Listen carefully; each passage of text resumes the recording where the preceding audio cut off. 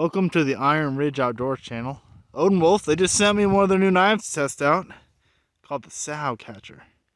Now, I don't have any wild boars out here on the property, but we're still going to have some fun.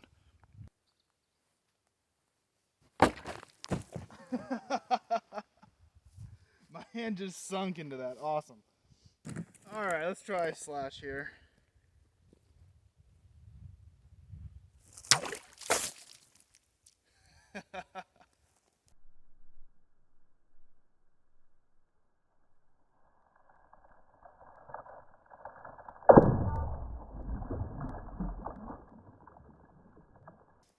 See if I can get another cut out of this one.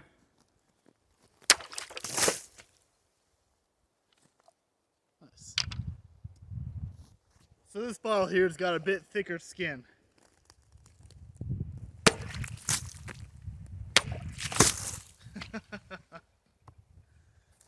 I knew those bottles would be an easy test for this knife. Let's try something a little bit more resistance. This is 1/2-inch plywood, and I want to see if I can get through it. Oh, did it go through?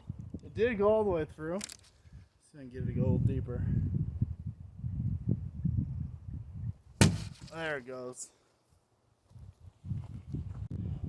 Let's see how it does at throwing. Now this big guy is in D2. Interesting choice for a knife this big. Now I don't have a problem with D2, but I generally think of it kind of like obsidian. Really hard, takes great edge, holds it for a long time, but it's not high in toughness compared to a lot of other knives. So let's see if throwing it and that stress involved is going to chip this guy at all. I'm not an expert thrower, clearly. Third time's charm. Oh, it's close. Took a step up. I'm gonna get this.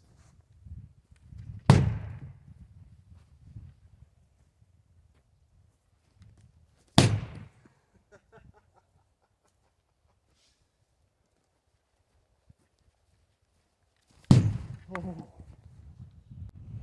Let's go. Yeah.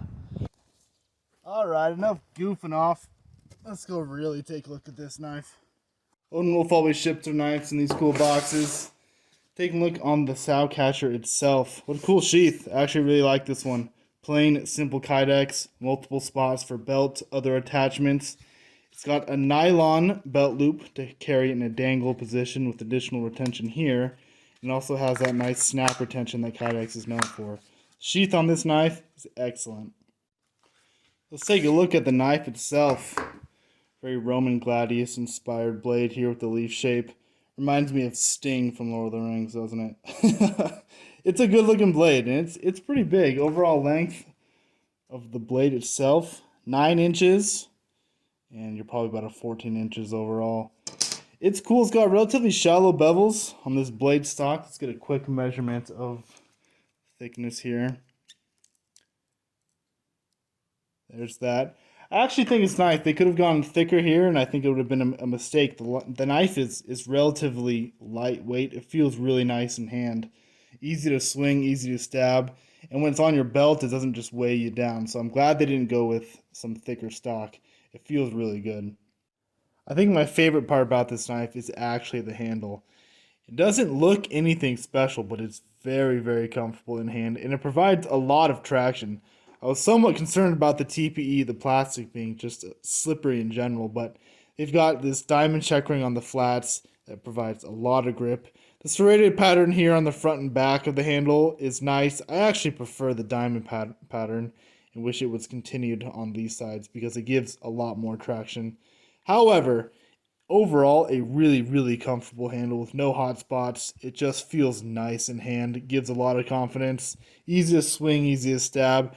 The guard here, comfortable, and it provides that security so when you stab, your hand is not going to slip towards the blade. It's got just enough swell here towards the pommel where it's not going to slip out when you're hacking or slashing. Very nicely done on the handle. I like that a lot. The factory edge on this Sow Catcher wasn't too bad.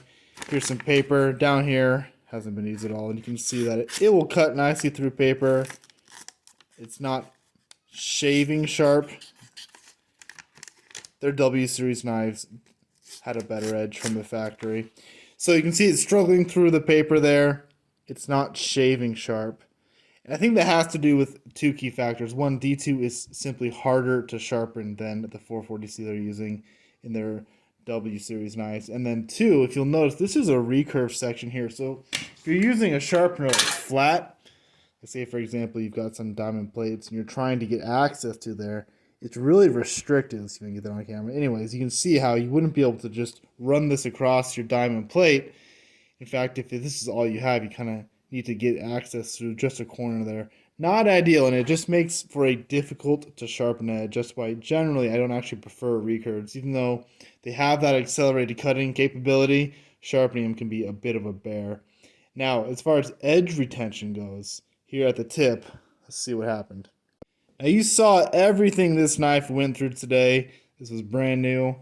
And at the tip here, I mean, it is completely dull. There is nothing left to the edge up here. Just skates right off your thumbnail versus down here where it's still got the factory edge. It digs in.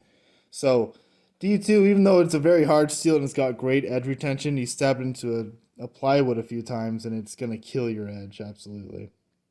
Alright, OdenWolf, my one little rant about this knife. And it has nothing to do with the actual knife itself, but more how they are marketing the knife. Now, they call it the Sow Catcher, which is entirely inappropriate. However, then on their description, they go to say how it is a good outdoors knife and is suitable for a variety of outdoors tasks, and that it can be used as a hunting knife. When most people think of a hunting knife, they think of a knife that would be good for processing game, skinning game, not doing the actual hunting. So no, this is not a typical hunting knife, OdenWolf. This is a fighting knife. It is a stabbing knife. Let's not dance around the purpose of a knife like this, trying to market it towards the outdoorsman. Because no self-respecting camper or hunter is going to have this on their belt unless they are truly in the midst of an epic pig hunt, which would be awesome, no doubt about it. But that's not what the majority of people who are buying this knife are going to be using their big old Sow Catcher for. With that said, this is still a really cool knife. And if you're in the market for a high quality dagger at a budget price, you could not go wrong with the Sow Catcher. I was kind of taking a look online, seeing what else could be a competitor to this blade. And at that $50 price point, I didn't see anything. If you know of another knife like this at that price range, made of good quality steel and from a reputable company, feel free to leave a comment and below. I'd be curious to take a look at it. But I've got a coupon code right now, 10% off at OdenWolf's website. I'll leave all that information down below.